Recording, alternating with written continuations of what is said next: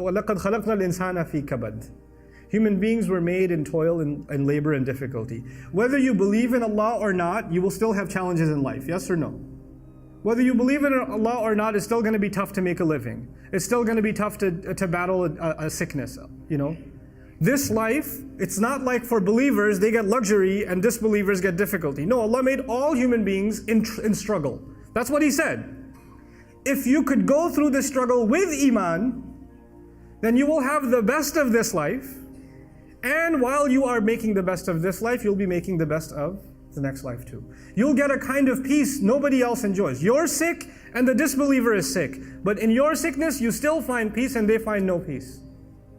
You're in financial trouble, they're in financial trouble. Exactly the same kind of trouble, exactly the same kind of hunger, but your heart is still at ease. Allah is still giving you tranquility. Allah is still rewarding you. Allah is still protecting you, and they're miserable. خَسِرَ الدُّنْيَا وَالْآخِرَةِ. This is why we ask Allah, رَبَّنَا آتِنَا فِي الدُّنْيَا حَسَنَةً. The qualification of hasana means, when you ask Allah for good things in this life, it means good on the outside and good on the inside. Good as in beautiful, tasty, enjoyable from the outside. And good for my next life. Actually good for me in the long run. Building my akhirah at the same time. This is رَبَّنَا آتِنَا فِي الدُّنْيَا حَسَنَةً.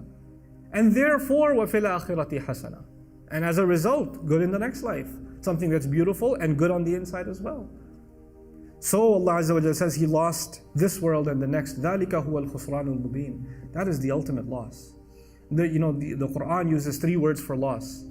Allah Azza wa Jalla uses khusr. إِنَّ الْإِنسَانَ لَفِي خُسْرٍ. He uses khasaran and He uses khusran. And khusran is a masdar, sighatul mubalagha, the worst kind of loss.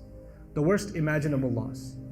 Of all the kinds of loss Allah talks about, the worst of all losses is this one. Somebody who was actually a believer and lost their faith when times got tough.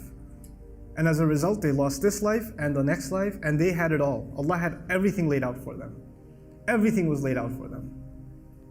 Allah Azza wa Jalla will describe الَّذِينَ يَرِثُونَ الْفِرْدَوْسِ. About believers, He says they will inherit paradise.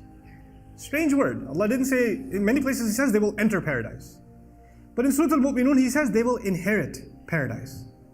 Now you know that inheritance is actually something that, is handed down to you because your family owned it already. And that's actually how the Prophet ﷺ described it. There's 2 explanations of it. Jannah was actually given to our father, Adam alayhi salam. And so already we're qualified for it. So we're going to get it in mirath. We're going to inherit it. But another beautiful hadith that I read when I was studying the meaning of wiratha and actually studying Firdaus, incredible statement of the Prophet ﷺ.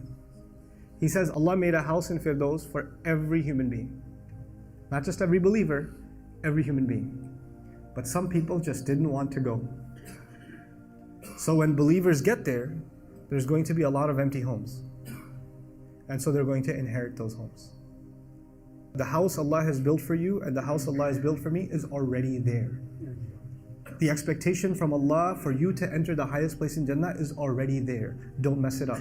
Don't fall off the edge. Don't lose your faith in Allah. Just think of these tough times as just Allah wanting to see what price you're willing to pay for that house.